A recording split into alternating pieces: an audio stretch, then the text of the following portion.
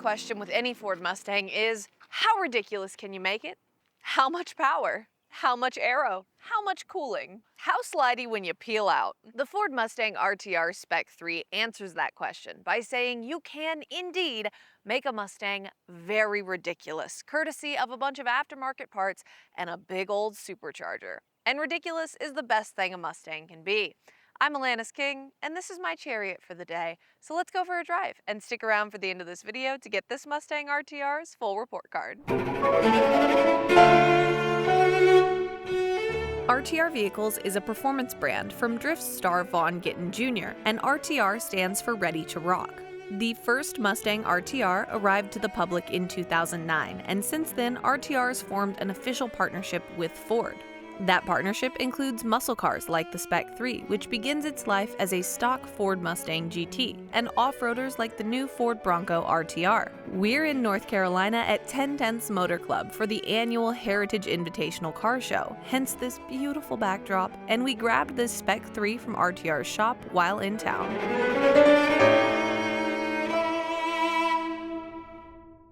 The heart of the changes on this Ford Mustang RTR Spec 3 comes under the hood. We begin with the Ford Mustang GT's 5-liter Coyote V8, and in the GT this is naturally aspirated and makes about 500 horsepower. RTR slaps a big old 3-liter Whipple Supercharger on it to bring that horsepower way up. Now, when it comes to engines, we have a few different options. We have natural aspiration, we have turbocharging, we have supercharging. Engines need to breathe to make power, and natural aspiration is natural breathing. Turbochargers and superchargers are forced induction, where more air gets added so that we make more power. Turbochargers use heat energy to do this, and superchargers use mechanical energy. So turbochargers have a little bit of a lag, and superchargers do not. The supercharger on this RTR Spec 3 brings our power figures up to 810 horsepower and 615 pound-feet of torque. But there's an asterisk on this on RTR's website. If you do not have the active valve exhaust on your Mustang GT, you will only make 800 horsepower. And those are rookie numbers, man. That power goes through a 10-speed automatic transmission to the rear wheels on this car. But if you get the manual, then you can row your own gears, which would be really fun.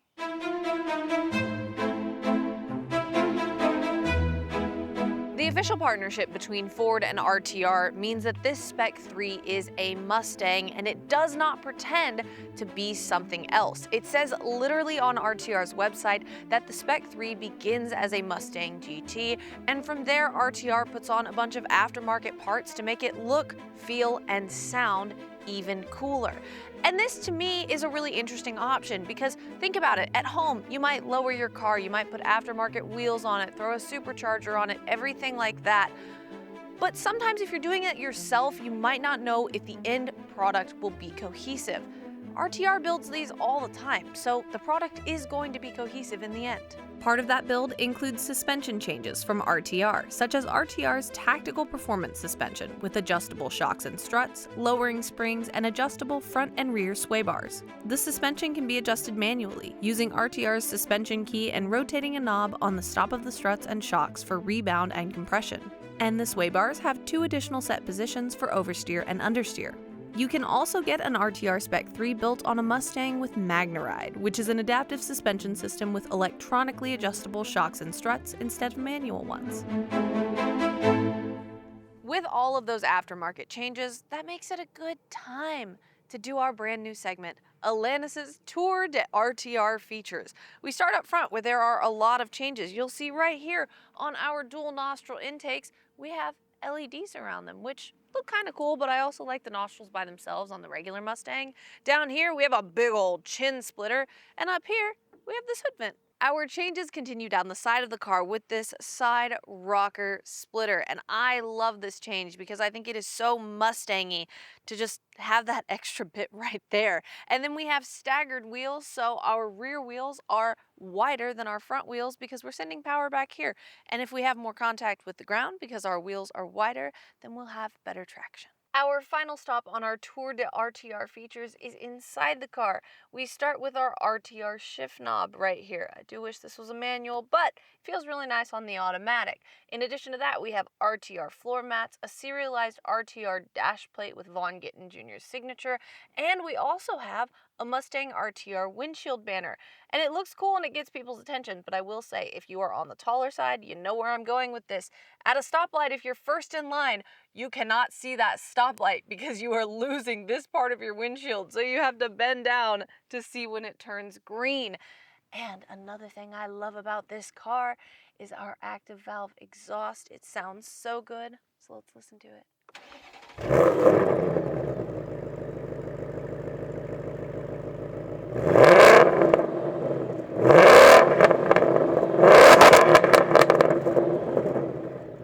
Now let's talk about pricing. RTR says it can build the Spec 3 from any new Mustang GT chassis, and right now for the 2026 model year, the Mustang GT starts at $46,560 US.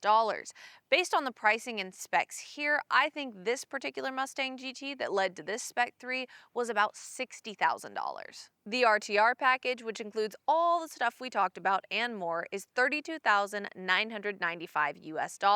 This one also has a few optional extras, like RTR puddle lamps to light up the ground at night, an X-pipe to make this car super loud, and a 5-year ceramic coating. After options and fees, that brings the total price of this RTR Spec 3 to $99,604 US. I mentioned that when you buy a Spec 3, you can option 5-year ceramic coating, and I absolutely love ceramic coating. I have it on my Mazda Speed Miata thanks to our partner XPEL, and not only does it make my car look glossy and beautiful, but also it has really great water beading technology, so when you're washing your car or when it rains, that water beads up and it runs off. XPEL offers multiple types of automotive ceramic coating, both for glossy surfaces and satin ones. We have XPEL paint protection film and ceramic coating on our Mazda Speed Miata, and it is beautiful. It beads and repels water, gives our paint more clarity and depth, and also protects our car from road grime and environmental damage. It also makes the surface of our car satisfyingly slick to the touch compared to non-coated cars. I always make people touch my car because it feels so smooth. An XPEL installer will apply the ceramic coating, which begins as a liquid and hardens into a top coat on your car. You can get it applied to your paint as well as other surfaces like your wheels, glass, trim pieces, and more. I absolutely love all of my care products, tint, and paint protection from XPEL. And if you're interested in some of XPEL's care products, you can get 20% off a ton of items on xpel.com/shop with the code Alanis20. Thanks so much for supporting our channel, XPEL. We have now made it to the most scientific part of any car review, which is how many Alanises can fit in this Ford Mustang RTR's trunk. Now, while I'm getting into a trunk, I like to talk about a vehicle's key.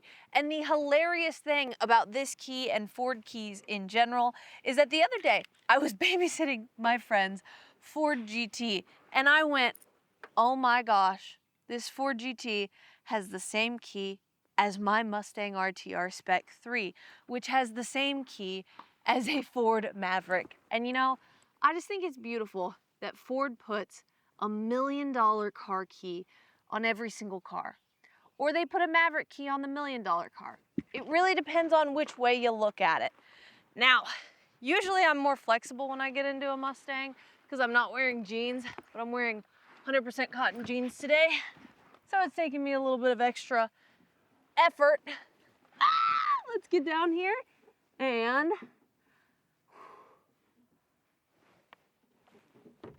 oh, we are in, baby. This is definitely 1.75 Alanises, as all Mustang trunks are.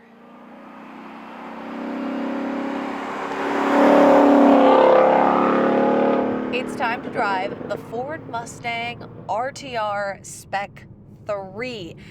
And here's what I want to do in this driving section. I want to talk about the interior styling, the controls, and then I want to talk about the driving experience, and then I want to talk about the value. Now, we have driven a ton of Mustangs on this channel, so I'm not going to talk a ton about the interior styling and controls. I'm just going to give you the rundown. Basically, The interior of a Mustang is the interior of a Mustang, and because RTR doesn't make a lot of changes in this interior, it's basically just a Mustang interior. The layout is totally fine. I like it. It's usable. A lot of people would argue there is too much screen space, and I would have to agree. There's a lot of screen, but it's overall not offensive. The materials are not the nicest thing in the world, and the thing about a Mustang is that whether you spend $30,000 or you spend $100,000, you're basically going to get the exact same interior. And because this RTR Mustang doesn't make a ton of changes on the inside, that is also the case inside this particular car. It's not the best thing in the world, but it's also not the worst.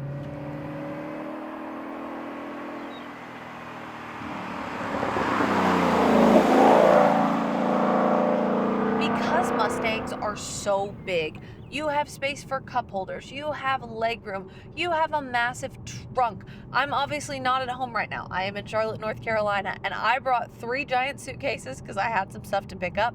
I brought 2 giant backpacks for filming equipment and laptops and everything like that, and 2 tote bags. And in addition to that, we fit 2 people in this car. Were we at the maximum capacity? Absolutely we were, but all of that stuff fit in here. And I think the good thing about a Mustang is that not only can you fit a lot of stuff in the vehicle, but it also is a vehicle that's fit for a lot of body styles. So the seats in this Mustang have a wider upper around your shoulders. So if you're someone who goes to the gym and does a lot of chest and back exercises and stuff like that, and you have a wider shoulder area and that's sometimes uncomfortable in sports car seats, it'll fit perfectly fine in a Mustang. And then when we talk about the back seat, it's not big. It's basically a shelf back there. But if you really need to put an adult human back there, they can get back there. It's just not going to be super comfortable.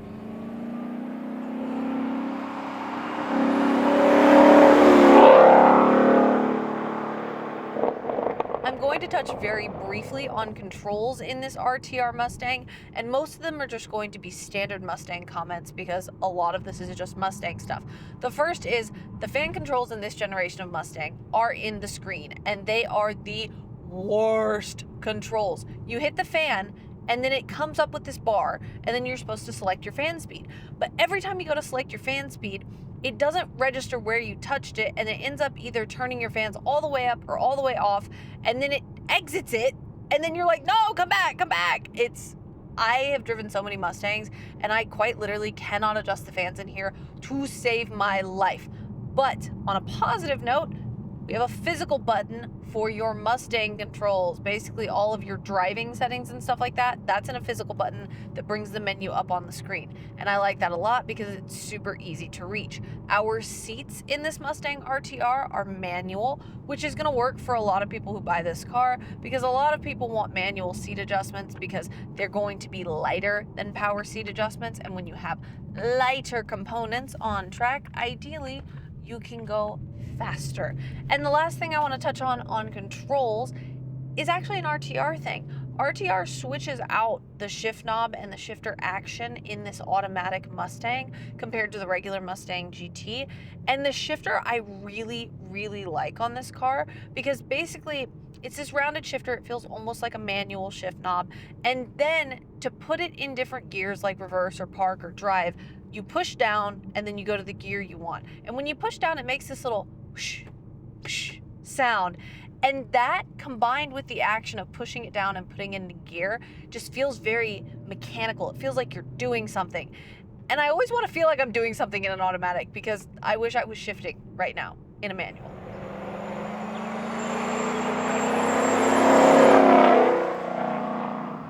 Now let's talk about driving this RTR Spec 3. And I will say when you're just driving this vehicle around town, I have not gotten track time in it, unfortunately.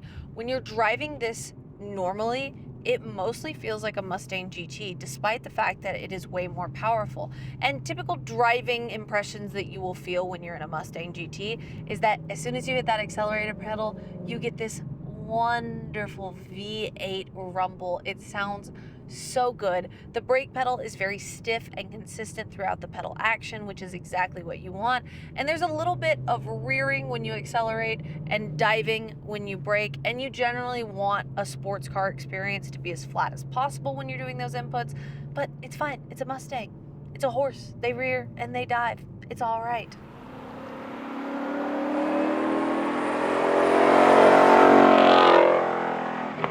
The reason this RTR Spec 3 feels like a regular Mustang when you're driving it around town is because aside from the lower stance and the exhaust, you're not going to notice much of a difference between this and a regular Mustang GT. And that is so interesting to me because this has so much more power than a regular Mustang GT. We're going from 500 to 800. But when you're driving around town, it doesn't make that much of a difference, right? And also something that I found really interesting about this car that I was not expecting is that the Whipple Supercharger does not have an extreme whine. I am very much used to Hellcats and I am used to the Dodge Supercharger atmosphere.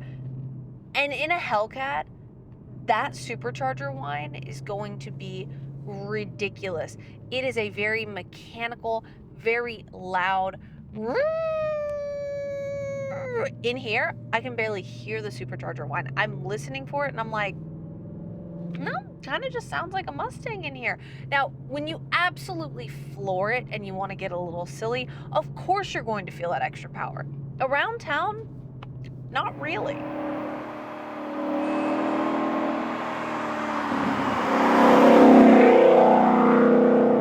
You might hear me say that this feels like a Mustang GT around town and go, oh, wow, that's so disappointing.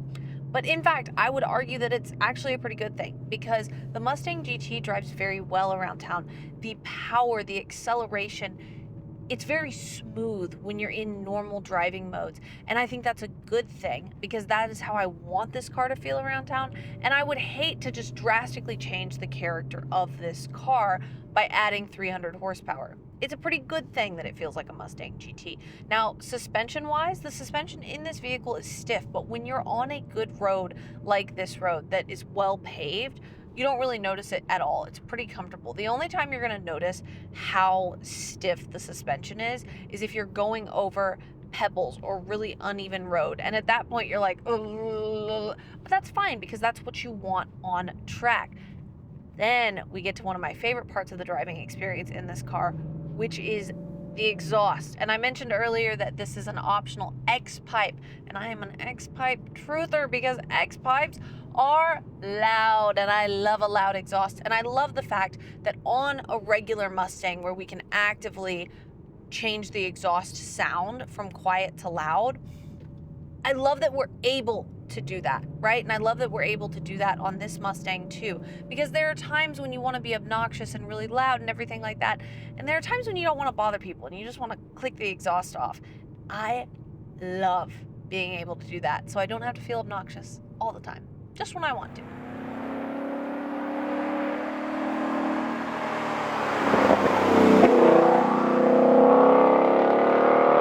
I wish this Mustang RTR Spec 3 was a manual because I absolutely love a Mustang GT manual, but I have to say the 10-speed automatic in the Mustang GT and in this car is very good. It shifts quickly, it adapts to what you're doing when you are driving, so it'll shift really aggressively if you're driving really aggressively. It's a good transmission. There's not much to complain about. But what I do want to talk about in this driving section is a topic that has been on the internet in the week leading up to me driving this car. And that is Car and Driver did an instrument test on this RTR Spec 3 versus a Mustang GT. And basically they found in their instrument test that this car, despite having 300 more horsepower, was slower to 60 miles per hour, it was slower in the quarter mile, and it took a longer stopping distance to brake from 70 miles per hour. But what I will say is that there are two sides of this. On one side, you can go, oh my gosh, it underperformed the stock GT in all of those tests.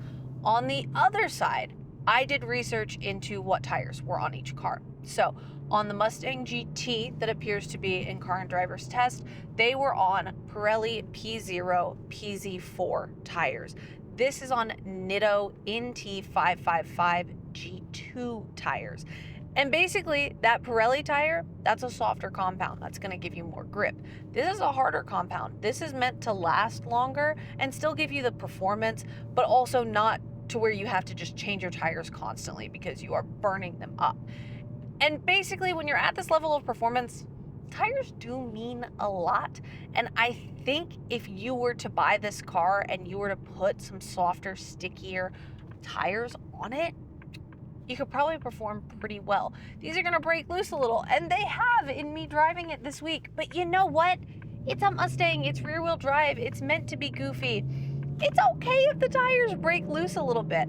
I also think tires are one of those things that you're gonna change a lot anyway, right? You are going to go through different sets of tires. You can have different tires on this car. So I don't think that is the biggest deal in the world.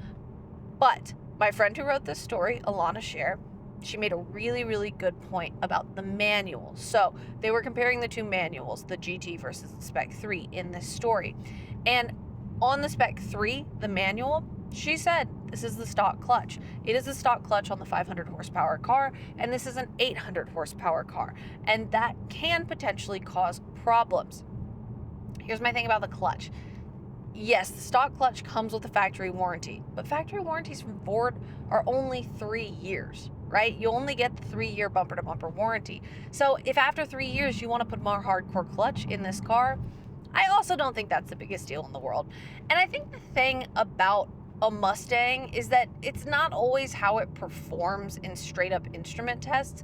Yeah, you can argue that this did worse, but there are going to be people out here who want this for the attitude of it. And I think that's totally fine.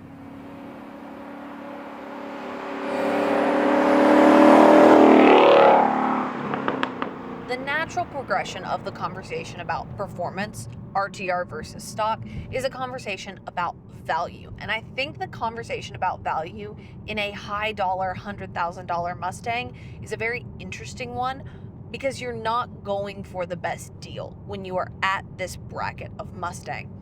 It's really about preference, not about deal. Think about it. This is an 800 horsepower supercharged Mustang GT. You could also get a Mustang Dark Horse, which starts at $64,000 US as of this video, and you can get a $10,000 Whipple Supercharger kit, and you can either install it yourself or you can pay Ford to install it, right? And you can still highly spec that Dark Horse and put that supercharger on it. And if you get the manual Dark Horse, you can have no lift upshift, which is such an awesome feature. However, $100,000 Mustangs are about preference, not value. My preference would be on a Mustang Dark Horse because I really like the no lift upshift on the manual. I would get that, and if I wanted to supercharge it, I would just get the Whipple. But there are people who like the attitude and the changes that you get with an RTR, and the fact that everyone stops and looks at your car when you have an RTR. And that's valuable, right? That's what people want. And I think the thing about Mustangs and the thing about cars in general is we're not always going to agree on what's the best car and what's the best use of a car and what are the best modifications for that car. That's because not every car and not every modification and not every aftermarket kit is going to be for everyone. But if we can understand why some people lean one way or why some people just appreciate one type of Mustang, I think we're better car enthusiasts in general. I would go for a Mustang Dark Horse supercharger kit if I wanted something similar to this.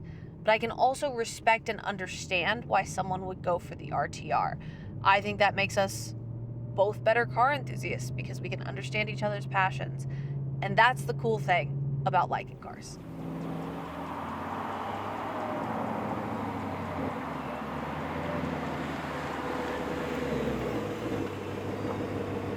Now that we've driven the Ford Mustang RTR Spec 3, it's time to give it a grade. Welcome to Alanis's report card. The exterior on this RTR Spec 3 is a B+. And it's not really RTR's fault that this is in the Bs. I just like the S550 Mustang, which is the last generation, better than this generation. So I typically give Mustangs from this generation a B+. They look decent, but not as good as the last one, in my opinion. The interior is a B, and again, this isn't on RTR, this is just a Mustang interior. And the thing about Mustang interiors is that they're decent and they work, but the materials aren't super impressive, and a Mustang interior is a Mustang interior, whether it's $30,000 or $100,000. They all pretty much look the same. The performance is an A-. This is exactly what a fun, silly Mustang should be. It slides around a little, it has a bunch of power, it sounds great, and it's fun to drive. The value, unfortunately, is a C+, but this also isn't really unfortunate because the thing about an RTR Spec 3 is that this is a specialty vehicle. And when you buy a specialty vehicle, you're not looking for a deal, you're not looking for value. At the end of the day, me personally, I would go for a highly spec'd Ford Mustang Dark Horse with no lift upshift on that manual, and I would put a $10,000 Whipple Supercharger on it and go maybe get it installed by a Ford dealer so that you get a warranty on it. And that's what I would do for $100,000. But I am not everyone and everyone is not me. And there are tons of people who are in the market for this. And even though it is not a value deal, it is the right deal for a lot of people. Would I take this RTR Spec 3 on a road trip? I personally would not, because I am not someone who likes to go on a road trip and spend a ton of money on gas. But someone who buys Mustangs and who likes Mustangs, this will be fine for a road trip. It's super comfortable, it's nice, and it's fun and sounds fun, and that's what matters. Overall, this RTR Spec 3 gets a B, and I don't think a B is all-encompassing of what this car is from a driving experience. It takes into account the value and everything like that, so that's going to drag it down. The driving experience in this car is really fun.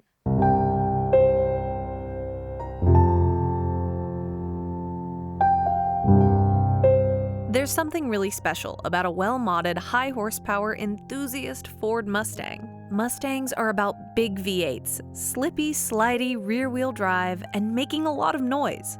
They are the embodiment of car enthusiasm, and the RTR Spec 3 just adds to that body. One of the coolest things you can have is a well-modded Ford Mustang, and that is exactly what this RTR Spec 3 is. People constantly stop to look at it. They try to race you at stoplights. And they want your attention because you have theirs. That's what a Mustang is all about. It's about being silly and putting on a show. And that is why shops like RTR exist.